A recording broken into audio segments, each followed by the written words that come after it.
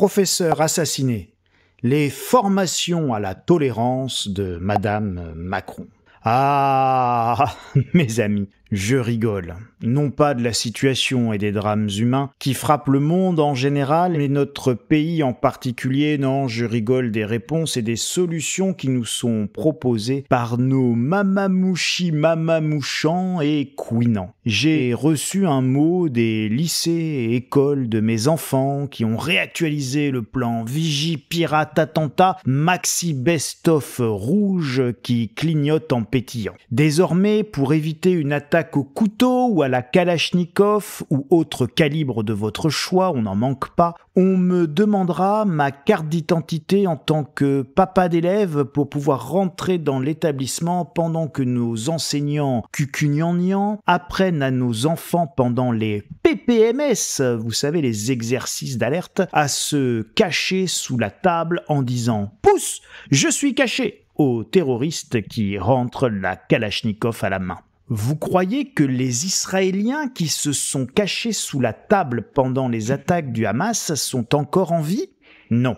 Ils sont soit morts, soit otages. Les Israéliens encore en vie et qui ont survécu aux attaques du Hamas sont ceux qui étaient soit armés, et qui ont pu se battre, soit ceux qui ont pu fuir. Désormais, pour éviter que ces drames ne se reproduisent, notre première dame, je sais le poste n'existe pas dans la Constitution, mais bien dans le budget de l'Élysée, propose des cours et des formations de tolérance et de bienveillance. Oui, oui, vous ne rêvez pas, on va élargir et augmenter les formations à la tolérance et à la bienveillance, a déclaré la première dame. Ça, c'est sûr, ça va marcher. C'est d'ailleurs, à mon avis, ce qui nous manquait. On n'y avait pas pensé avant, quel dommage. Heureusement que l'on pouvait compter sur la sagacité de Madame Macron. Enfin, alors que nous laissons des vagues migratoires continuer à submerger le pays, rendant toute intégration illusoire sous le nombre, il n'y a là aucun jugement, juste une constatation factuelle. Quelques vedettes envisagent de barricader les établissements en les transformant en bunkers. Ils avaient eu la même logique, la même idée pour le Covid, laisser les frontières ouvertes au virus et enfermer les gens chez eux une fois que le virus était passé. On ne badine pas avec le mondialisme, on ne plaisante pas avec Schengen et la libre circulation des biens, des personnes, des armes et des microbes. Nous allons laisser donc les frontières ouvertes aux terroristes et aux assassins pour mieux enfermer nos enfants dans nos propres écoles. Et tous nos enfants, quelles que soient leurs origines. Tout ceci est totalement délirant d'un point de vue intellectuel et nos mamamouchis prennent tous les sujets à l'envers. Vous me direz, que faire ? Simple. Toujours très simple, remettre le bon sens au milieu de la réflexion.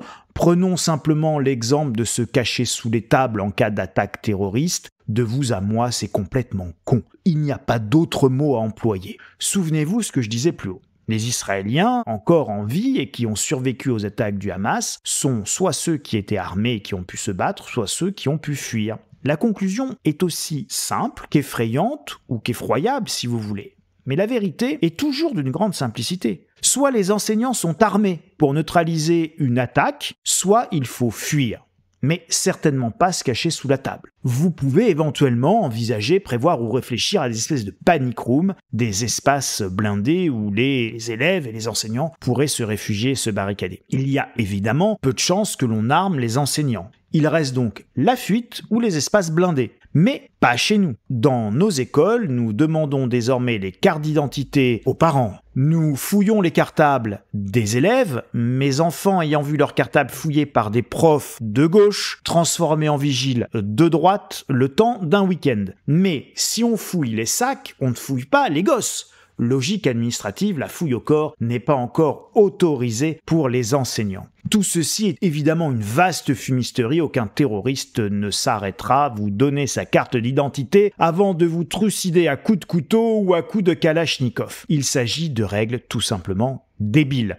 On demande à mon fils lycéen de présenter sa carte, mais il n'y a pas de carte de lycéen. Alors on lui dit ta carte de cantine. Mais il en a une par chance parce qu'il mange son quinoa hebdomadaire à la cantine accompagné de son boulgour et de son steak veggie. Mais tout est effacé parce que la carte de cantine, c'est juste un code barre et puis il n'y a pas le nom et puis c'est juste une petite étiquette qui a été collée. C'est du bricolage, la carte de cantine. Donc, on ne sait pas que c'est lui. Alors, le surveillant qui le connaît, ce que je vous raconte est vrai, hein, le surveillant qui le connaît va donc lui faire un petit papier manuscrit sur lequel il marque que mon fils qu'il connaît est bien mon fils qu'il connaît. Pendant ce temps, le Gus à la calage de Bruxelles, lui, il tire comme il l'entend, avec ou sans petit papier. Débile et crétin, et personne n'arrive à leur dire que c'est débile et que c'est crétin.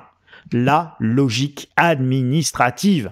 Parce que, vous l'avez compris, c'est une logique purement administrative et pas pragmatique. C'est une logique administrative de temps de paix et pas une logique administrative de temps de guerre ou de temps de menace ou de grandes menaces. Voyez-vous, un enfant, quand il est confié à l'école, ne doit pas quitter l'école pendant les heures d'école, puisqu'il est sous la responsabilité de l'école.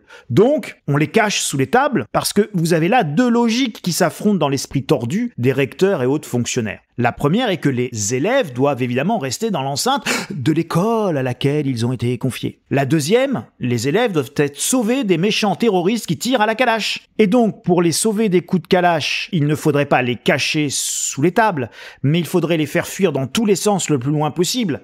Il y aura 10 ou 20 morts, mais pas 300. Le problème, c'est qu'il faut que les enfants quittent l'école à laquelle ils ont été confiés. Et après, on les récupérera tous, ou pas, il y aura peut-être effectivement quelques pertes, mais il n'y aura encore une fois pas 300 morts ni 500 otages. Le problème, c'est que jamais un seul recteur de temps de paix, qui n'est qu'un gratte-papier de temps de paix, en charge d'édicter des procédures de masse de temps de paix et de faire respecter et appliquer ces procédures par petits temps, ne dira qu'il faut courir dans tous les sens pour rendre plus difficile, voire impossible, une attaque terroriste. Conclusion ? Eh bien, conclusion, on n'emmerde que les gentils, on emmerde uniquement les parents d'élèves, on n'emmerde que ceux qui respectent la loi, on ne protège pas les enfants, on fait marrer les méchants, les vrais, et évidemment, nous ne sommes pas dissuasifs. Alors, c'est à peu près pareil sur tous les sujets. On fait semblant et on joue à tout va bien. C'est valable en économie, comme en santé avec l'hôpital, où l'on joue à « nous avons le meilleur système de santé du monde », alors qu'aujourd'hui les ambulances s'empilent et les brancards s'empilent dans les parkings des hôpitaux. Tout ce pays ne repose plus que sur une fiction imaginaire